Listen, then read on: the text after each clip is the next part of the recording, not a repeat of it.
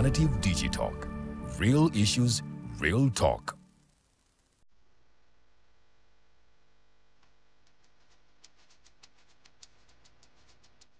The Ugandan National Museum, a place where unforgettable memories are created. Traditions are found and a connection to our Pearl is reinforced.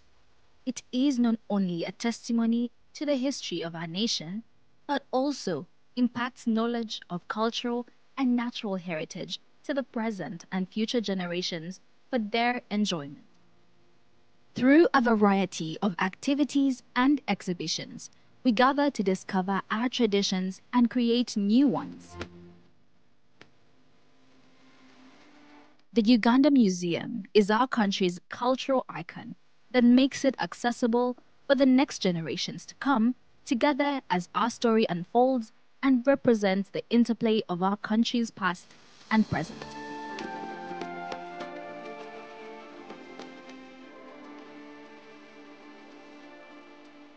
It is in our history, but also in how it has evolved to embrace optical satisfaction and new influences. Our identity as a country is not only a moment in time, but also a journey of where we have been, where we are, and where we are going. We invite you to experience the authentic heritage, rich history of Uganda. Welcome to the Uganda National Museum. This message is brought to you by Alternative Digitalk.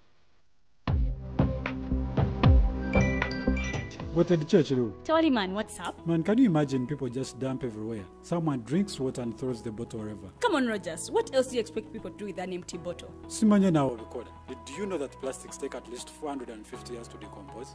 What? That's a long time. Exactly. Because plastics are made out of a lightweight and flexible material that doesn't decompose easily. And plastics everywhere in the environment cause plastic pollution. What is plastic pollution now? It is the accumulation of plastic waste in the environment, like bottles, polythene bags, straws. All of these contribute to plastic pollution. I have been using them without knowing their effect. Yeah, a lot of people have. Plastics are a danger to the ecosystem, both on land and in water. So how can we overcome this problem? Is there something we can do? Oh yes, we can reduce by minimizing the use of plastics, reuse by repurposing them, or recycle by collecting and processing them into new products. Everyone wants to change the world, but no one wants to change themselves for the world. How about we change our habits for the world? And it starts with me and you. This message is brought to you by Alternative Digitalk.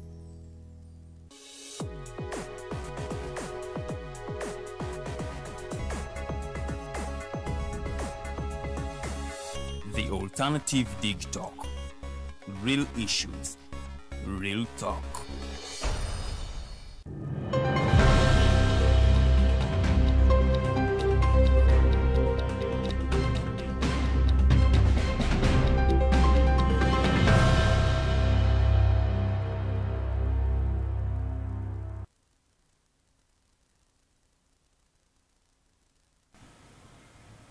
Good morning. It is another new week. I welcome you to the show. It is the Mighty Drive. We'll be here every Monday to Friday. Every Monday we do political analysis of the events that happened in the past week with my host of every Monday, my guest of every Monday, General Bigirwa Moses. So anytime from now agenda kubanga anegatako sobola okubanga ate tubakolera analysis of all the political events that happened in the past week. Nengatana negatako nja kubanga ate mbatusaka amawulire agabadewo over the weekend. Ate munange sobola okubanga ate tutambulira wamu, sobola okubanga tukola analysis jo sobola okubanga ate you relate with. It is the 14th day of the July. Ate tuli mu mwaka 2025. Nze Farida Bikobere ngenda kubanga ate mbatambuza musho y'olunaku lwa leero paka ssaawa 4 ez'okumakya. Nsuubira nti mwazo okuse abatannazo okukayo a very late tugende okulaba nga ate tunoonya tunoonyeza ekigulira Magala Eddiba tuve mu kusabiriza naddala abavubuka. Nze nja kusigala nga mbajjukiza nti bannange okwekolera kintu kirungi nnyo okusinga okusabiriza. Let us go and work ate tusobole okubanga ate tusobole okukyusa obulamu bwaffe. Nammwe abategese okubanga ate musabiriza mu kampeyini eno njagala okubategeeza nti ogwo si mulimu ate kampeyini bwe ntizinaggwawo mugenda kubanga ate mukola ki. Sobola okubanga tukozesa this campaign season okulaba nga ate tufuna ka capital okulaba nga tubeerako ne kitusobola okubanga twetandikirawo oba okulaba nga tufuna bu connections obuli very important okulaba nga tufuna ku mirimu. Eno waneno mu Uganda we all agree nti emirimu si myangu nnyo gy'okufuna naye obanga olina contact esobola okubanga ekutuusa ku mulimu tetunyoma mirimu sobola okulaba nga ate tugenda okola egyo emirimu eginaatutuusa ku minene oba egyo gye twasomerera. I always tell people nti omulimu gwe wasomerera kijja kuba kizibu nnyo okugufuna n'ate we wabeerawo gw'otaasomerera nga gukusasula ssente ezikusobozesa okulivinga nga bw'onoonya gwe wasomerera you go and do it instead of sitting home because ate employer tagenda kujjako nkone ku mulyango gwo okubuuza oba olina omulimu oba ogwetaaga wabula they will identify you ng'oli mu field basobole okulaba your capacities awo nno employer ajja okubanga ate yakusanga akutwale kyonna ky'onaaba osobola okukola asobole okubanga ate akuemployinga. So bannange mbakubiriza nnyo tetunyoma mirimu aba afunyiseewo ka opportunity let us go and do obulimu obwo oba bulabiseewo ng'ate bwe tunoonya ate egyo emirimu gye twasomerera. Ngenda kubanga ate mbatuusaako amawulire agabaddewo over the weekend sobola okubanga ate tuyingira programu yaffe eya Mandi nga ffenna tutambulira wamu. Kakati abadde bagoberera entambula z'omukulembeze w'eggwanga His Excellency Yoweri Kaguta Museveni abadde ali mu kutalaga Kampala Metropolitan era nga ono ali mu kulambula nkola ya PDM ne impact gyereese ku bantu era nga twamulabako ekireka last week ng'ate ayogerako n'abantu beeyo era ne tumulaba ng'agabako kasente naddala SACCOs ez'abantu. Omukyalo omu ne yeesabira okugenda ate okola hijja era n'agamba your wish has been granted. It was like giving in your prayer to God and then he grants your prayer. Kakati olunaku lw'eggulo yabaddeko ate awe Namboole era yabadde ayina abantu basisinkanye. Olunaku lwa leero agenda kubanga ate ali mu bitundu by'Ebusega agenda kubanga akomissioninga taleke Busega era nga kuva olunaku lw'eggulo ate munnaye ab'Ebusega mu Lubaga awo babadde bali mu keetalo nga embuutu zivuga nga nanti beetegekera omukulembeze w'eggwanga era ng'ono asuubirwa okutuukawo ku ssaawa 8 ez'olunaku lwa leero. Kakati awo agenda okuva agende ekibumbiro munnange asobole okubanga ate alambulako omukyala Fausta Narweyiso nono nga ye yalondeddwa okubanga ate alambulwako kwaba abafuna esente za PDM mu mwaka gwa 2023 okulaba ate butya obulamu bwe bukyuse ate mu 2025 omukyalo ono kigambibwa mbuno yafuna esente zino akakadde kamu mu mwaka gwa 2023 era nga ate munanga akakadde ako yakakozesa n'agulamu ate embizi 2. Kakati we twogerera she has 8 pigs era nga ye kyayagala kwe kulaba nti ate omukulembeze w'eggwanga amwongeramuko ka capital asobole okulaba nga ate agaziya faamu yeno n'ategeeza nti lyo ettaka w'okubanga ate ateeka ebiyumba by'embizi ebya alinawo wabula nti kati ssaawa eno tayina busobozi busobola kubanga agaziwa olw'ensonga nti akasente akamuweebwa kaali katono nnyo era nga kigambibwa nti omwaka guno financial year ya 2025-2026 esente ezalocatingibwa mu PDM project eno ziri obuwumbi 5,900 kati gwatanaganwa mu PDM. This is your time to shine. Tugende tujjeyo sente ezo sobola okubanga ate naffe tufunamuko ekyokubanga ate tulagayo eri singa omukulembeze gwanga singa abakutuuseeko but also his kubanga atambula nga alambula PDM projects zino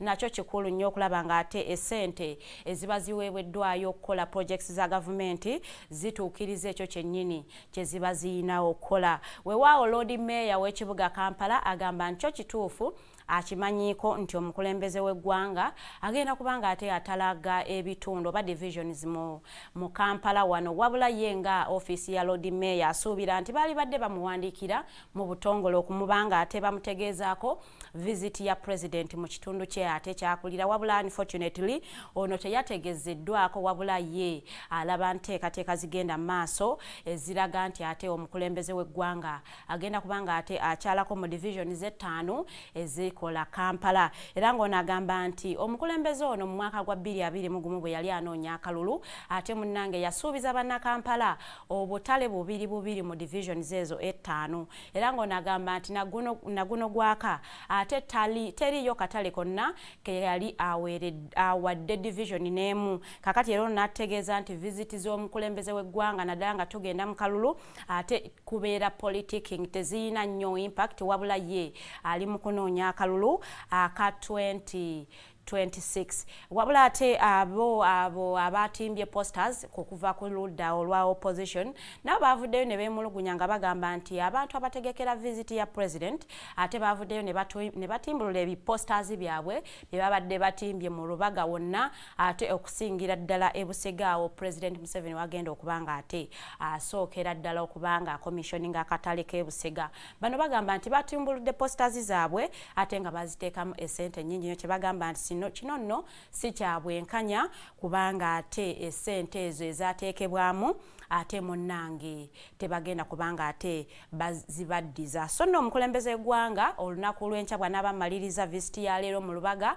olunaku lw'enkya agenda kubeera mu Makindye era nga tujja kuba nga tumulabako nga supervisinga obanga alaba emirimu egy'okubanga ate oluguudo lw'Esalaama lutuuseewa construction yaalwo awo nno agenda okuva ate agendeko mu bitundu ebirala mu Makindye wano asobole okubanga ate era alambula projects za PDM okulaba butya bwe zitambudde ate butya bwe ziimpactinze abantu bannayuganda awo nno ngenda kubanga ate nvaako ngendeko wali eri Entebbe municipality kakati abagoba ba taxi eza Fly Express nabo munnange bavuddeyo ne beemulugunya nti olunaku omukulembeze w'eggwanga lwe yali mu Entebbe ng'era ali mu kulambula projects za PDM ate abagoba ba taxi abakolera emirimu gyabwe mu Kitoolo bavaayo ne babalumba ate munnange ne bonoona taxi zaabwe ne baziyiwa endabirwamu ate n'abantu abaalimu ne bakosebwa ne bagenda nga bapocha n'ebiwundu unfortunately abantu abo abakwatibwa bano bategeezezza nti bayimbuddwa kakalu ka poliisi wabula nga ate ebintu byabwe ebyayonoonebwa tebinaba kubanga ate ebiddizibwawo omukyalo omu avuga taxi za Fly Express yategeezezza n'agamba nti taxi ye kusinziira nga bwe bagyonoona yeetaaga emiliyoni 4 okulaba nga ate addamu okulaba nga akaakalabyayo emirimu gye wabula unfortunately abantu abo kwabo abakola ate obulumbaganyi buno bonna bateereddwa era ng'omwogezi wa police mu Kampala waneeno omukulu Luke Owesigire yategeezezza bulungi nti abantu bano abakwatiddwa baweereddwa police bond wabula ate okunoonyereza ko kyagenda mu maaso nti era wewanabeerawo ate leads zonna bajja kubanga ate bakwata abo abenyigira mu bulumbaganyi obwo basobole okulaba nga ate basasula abantu abo n'ebintu byabwe ebyayonoonebwa wabula nga ate bo bakkiriza bulungi nnyo nti olw'ensonga nti abantu bano abakwatibwa abayimbuddwa tebasuubirayo kintu kirala kyonna nga compensation kino nno kyebavudde bakubira president omulanga nga bamugamba ayingire mu nsonga zaabwe olw'ensonga nti ate bo abavuga taxi za Kampala Entebbe nga bakolera mu Kitoolo tebabayinaako buzibu wabula ate munnange ye meeya wa Entebbe municipality yategeezezza nti abo bo ndowooza ekiremesezza bakasitoma okulaba nga ate benyiwa taxi zaabwe ne beetanira eza Fly Express nti olw'ensonga nti bakyafu ate taxi zaabwe tebazifaako ndowooza bano kwe bajja obusungu olw'ensonga nti bakyalina nnyo bakasitoma nti bannayuganda oba abasaabaza batambulira ku Entebbe Kampala betanira nnyo Fly Express kw'ensonga okwava ate obulumbaganyi buno ne bonoona ate taxi zaabwe naye ng'ate omwogezi wa poliisi yategeezezza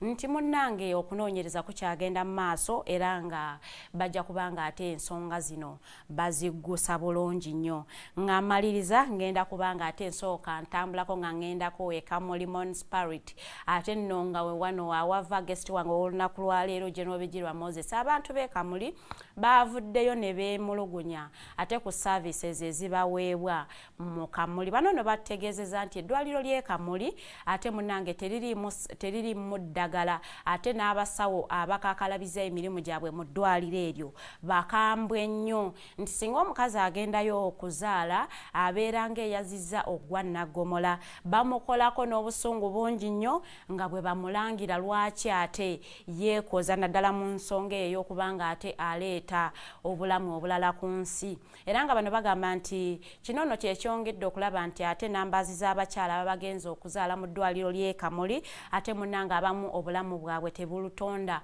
olw'ensonga nti abasawo abakola emirimu egyo babasawo abazaalisa ate bakambwe nnyo ate abamu tebeefiirayo naddala. Era nga bategeezezzaako nti osobola okugenda e Kamuli okunoonya omusawo mu Kamuli Hospital ate nga munnange temulimu yadde n'omu. Era bano bategeezezzaako nti bwe bakomplaininga nga bagamba nti mulope wa gavumenti oba mulina nnyo obuyinza. Bano no kwe bavudde ne basalawo okubanga ate beemulugunya olwa service delivery eri e Kamuli ate mu ddwaliro. Era nga bano bagamba nti ne bw'oba oyagala ka Panado ate munnange eddwaliro eryo terikalina bakugamba ogende okagule wabweru olyoke osobola okulanga ate weejanjaba. Era nga bano bagamba nti basaba bakubira gavumenti omulanga ekyuseemuko oba babaweereze abasawo abapya okulaba nga ate abantu baabwe munnange tebagenda bwe batyo. Wabula ate omukulu John Batani ono nga yakulira ate abajjanjabi mu Namwendo Health Center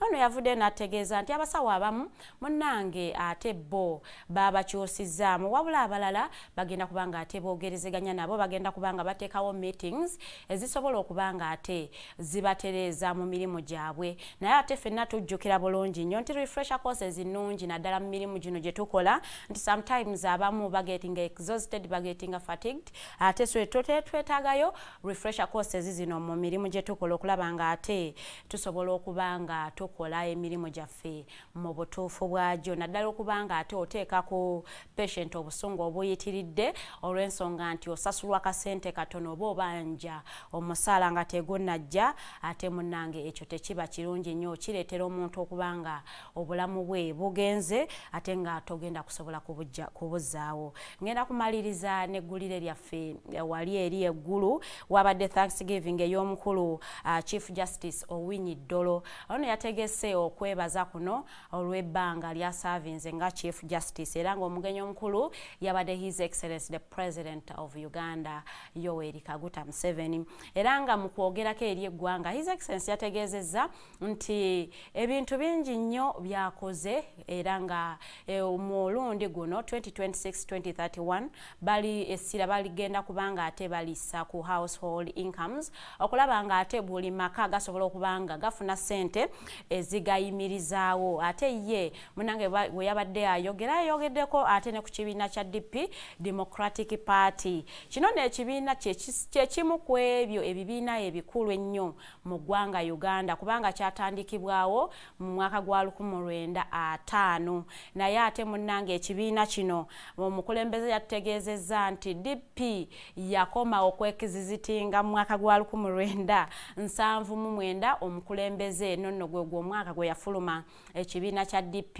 ate n'atondawo ekikye kya UPM ekyo nno kye kyatuzaalira ekya NRM. So nno ekyabadde kibi nnyo nti ate ye yabadde ayogera mu luzungu ng'omukulu president w'ekibiina kya Democratic Party Norbert Mao ng'alina okubanga ate ebigambo by'omukulembeze abizza mu lulimi abatuuze lwe bategeera obulungi. It was unfortunate that he had to pronounce those words nga he is the president of the Democratic Party n'ategeeza abatuuze abanaggulu nti ekibiina kya DP kyakoma okwekizizitinga mu mwaka gwa 1997 ate omukulembeze w'eggwanga lino lwe yakifuluma.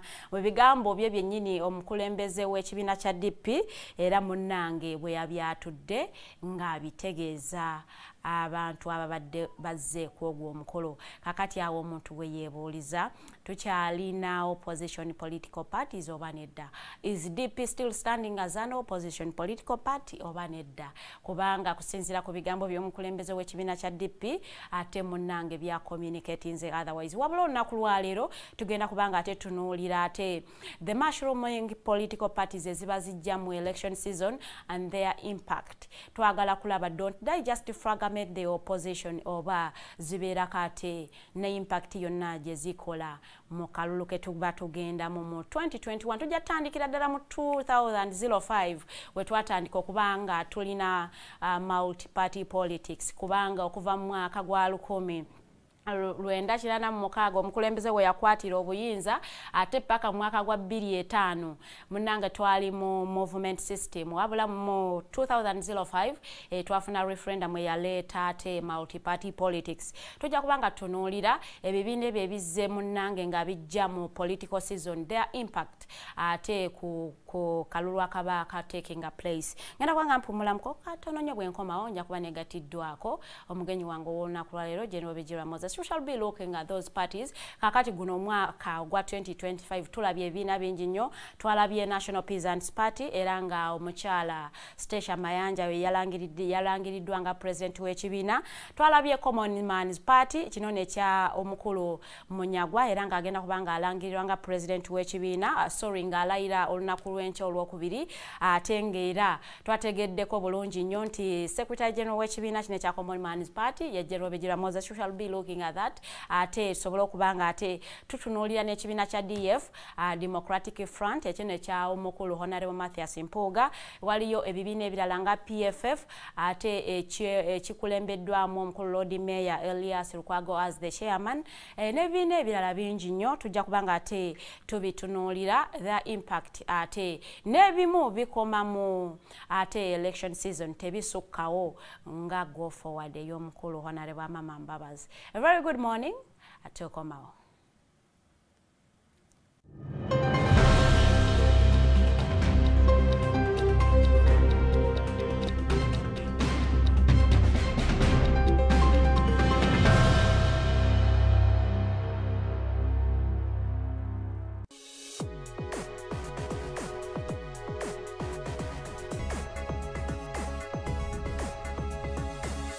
The Alternative Dig Talk. Real issues, real talk. Hi Rogers, can I ask you something? Shoot. What does corruption mean? Well, summarily, corruption is abuse of public power for personal gain or for the benefit of a group to which one owes allegiance. For example, when a public officer